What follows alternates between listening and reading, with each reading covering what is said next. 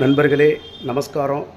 நாம் இன்றைக்கி காசியில் நாட்டுக்கோட்டை நகரத்தார்கள் சத்திரத்துக்கு வந்திருக்கோம். ஒரு பெரிய அரண்மனை மாதிரி இந்த சத்திரம் இருக்கும். பாருங்கள், ஒரு நீண்ட முற்றம் அப்படியே நடந்து போயிட்டே இருக்கிறோம். ரொம்ப அற்புதமான காட்சிங்க. இந்த நாட்கோட் சத்திரத்தில் நம்ம தமிழர்கள் அதிகமாக வந்து தங்குவாங்க.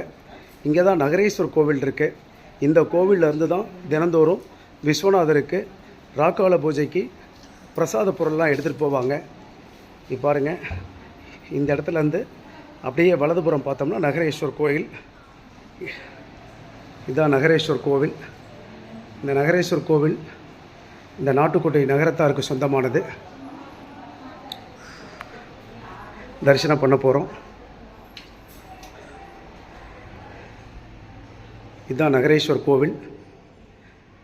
பாருங்கள், சுத்தியுமே லிங்க திருமேனிகள், விநாயகப் பெருமான். அற்புதமான கோவிலுங்க இந்த நகரேஸ்வர் கோவில். நம்ம நாட்டுக்கோட்டை நகரத்தார்கள் காரைக்குடி செட்டியாருங்க வேலெல்லாம் வச்சுருக்காங்க. பாருங்கள், முருகப்பெருமான், அவர்களுடைய குல தேவதையும் முருகப்பெருமான் தான். சுற்றியும் லிங்கங்க, சுற்றியும் லிங்கம். இந்த கோவிலுக்கு மறக்காமல் வாங்க. நகரேஸ்வர் கோவிலுடைய நகரேஸ்வர் இவர் தான். நல்லா செவிச்சுக்கோங்க.